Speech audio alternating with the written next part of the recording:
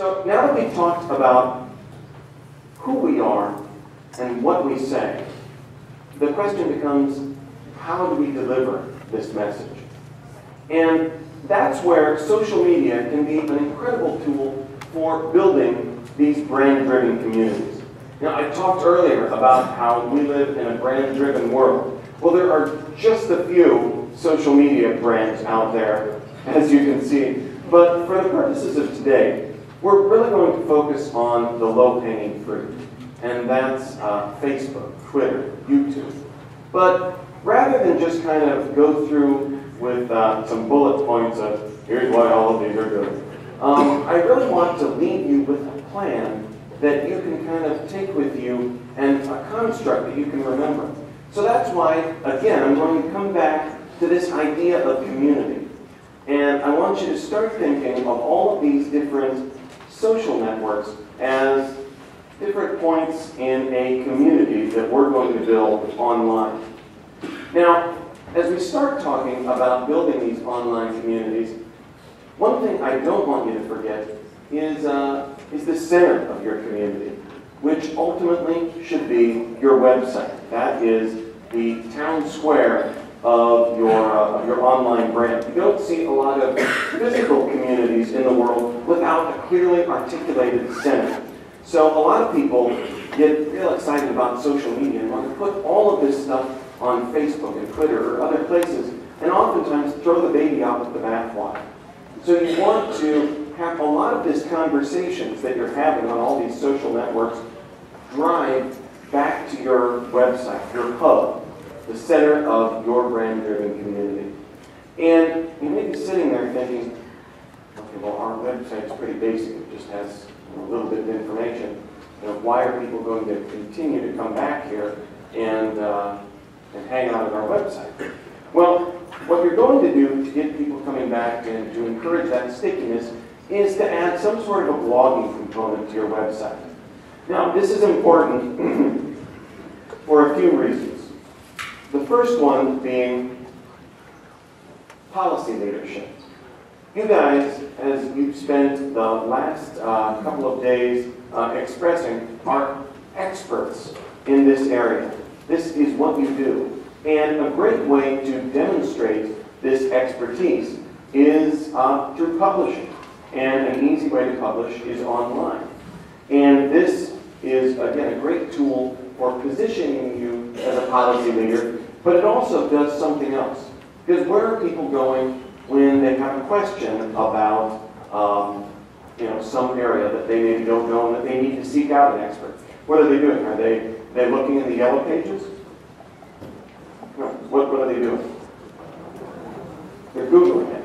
Absolutely. And regular online publishing through blogging platforms helps your search results. By publishing regular content, Google sees that and says, oh, there's new stuff.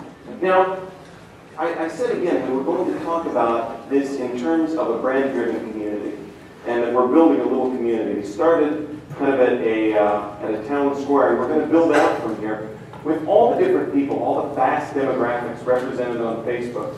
I like to say that Facebook is like the mall of your brand-driven community. With all the pros and cons, the pros being, everyone, everything is there. The cons, it may not be easy to park there. You may run into people you really don't want to see there. But at the end of the day, to get our message across, we need to fish where the fish are. And it's hard to say that the fish aren't on Facebook, because again, most people are there. So we need to look for having some kind of a brand presence there. And that usually takes the form of a Facebook page. So what do you do once you create this page? Again, we have this rah-rah moment where it's a great equalizer, and anybody can get on Facebook, so let's do that. And I always think that this is like the man in the moon moment, because you have the astronaut planting the flag, and we've done that. But what happens now? And that's where it becomes about, back to what we talk about brand-driven communities doing, it becomes about sharing things. And again, since we've started at the center of the community, and we've worked on building up all of these articles articles, all of this content about our area of expertise, then we can start using Facebook to share that. However, we can also share and share alike by finding other relevant content out there, finding other things that, from other organizations, other experts, other data points that are of interest to share, that by sharing other people's stuff, it again further cements your position as being a thought leader in what you do. Quick audience poll, how many in the room are on Facebook? Good number. How many are on Twitter? So smaller subset. So, Twitter is basically these little 140 character status updates. And, a lot of people, kind of think about that for a second and think, what is that? Is that just, what I'm having for lunch, or, I'm walking the dog down? Is that just pointless babble? Well, I have a study that shows that, in fact, 40% of it is pointless babble. But all of the other pieces of that pie are things that I think are really good. Conversational being the next big chunk. Things that have pass-along value, promotions, and news items. So if you add all those up, they actually make a bigger piece of the pie than the pointless babble one. But again, it's a great place to share information and to share news. So again, if you think about this brand-driven community, where we've got our brand at the center, our website, got a presence at the shopping mall, Facebook, I like to think of Twitter as the news service in our community, where we can share updates, share information. Now, having said that, one caution I would throw out would be not to use it solely for broadcasting. Not to just open up an account and get up there with a bullhorn and just push your own updates out. You need to remember to converse. You saw that was a big piece of the pie. Share other people's stuff, share other research, share other important things going on in your community, and help build some of that goodwill that's going to lead other people to share your messages as well. I always think that a good rule of thumb is that for every 10 to 12 updates about other people and other things that you do, you get about one update of your own. So really you can see by that, you're really going to want to be talking a lot about and sharing other people's stuff as well. Our next stop in our little Mr. Rogers brand-driven community that we're creating here is YouTube. And I love the fact that YouTube is the second largest search engine out there. That's not second largest video site or second largest social media site. That's search engine. So that means after Google, they're going to YouTube to search for things. That's over Yahoo, over MSN, over Bing, over other stuff like that. So that tells us that people like to watch videos. It's a fun way for people to digest the information. And you can see that because they're watching over 2 billion videos a day.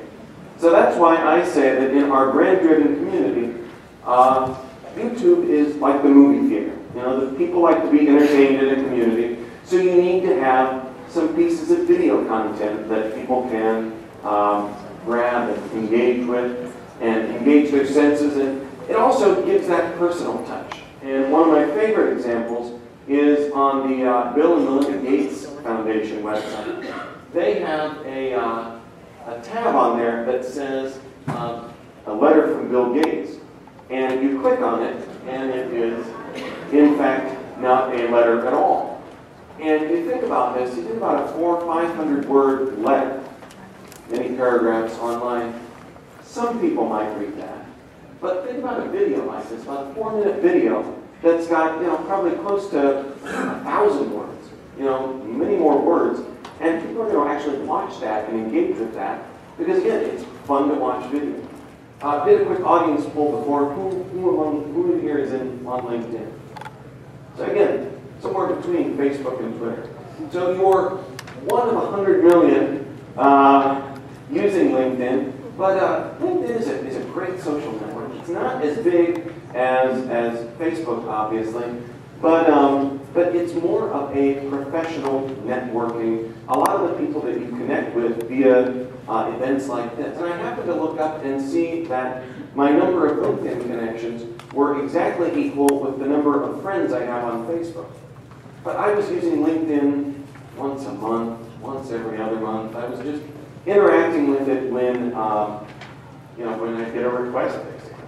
And whereas contrasting that with Facebook, on Facebook all the time, an unhealthy amount. I have it on my phone, so I'm checking it first thing in the morning, and I've got the tab up on my work computer. And it was kind of I say an aha moment, because I looked and I thought, these are, I want to undercut my network of friends, but there's a lot of, those people we talked about, Facebook being the mall, people that you maybe don't necessarily want to run into, versus the people on LinkedIn, whereas this is my professional network. These are people that I've met at, events like this, or, networking events. Shouldn't I be doing more to leverage this? So I tried to come up with a personal plan to use LinkedIn a little bit that I thought you might find useful if I shared with you today to kind of underscore some of the value that LinkedIn has as a social network. And the first one is simply, it was a great idea I got from a book called The Referral Engine by John Jantz. And he talks about, we all come to events like this and we meet a lot of new people and we get excited and we get a stack of business cards. And what do most of us do with that stack of business cards? Yeah, you take it back to your office and you stick it on your desk in the larger stack of business cards that sits there as kind of a memorial to people back. But really, in the referral engine, Jantz talks about simply the act of building this habit of taking all those new business cards, and when you get back to your computer, finding all of those people on LinkedIn and connecting with them. A lot of people say that LinkedIn is kind of like the modern version of a cold call.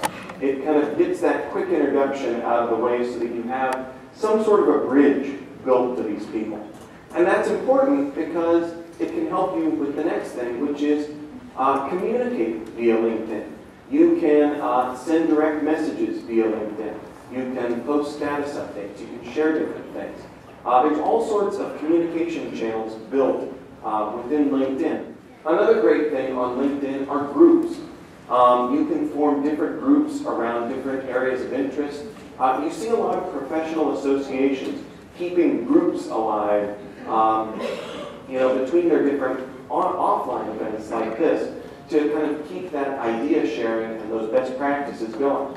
And that's actually, I think that that's a great thing. I didn't see one out there for APPA. I did search, but maybe they can be named different things too, but I think that's a really great idea to keep a lot of the momentum going from an event like this.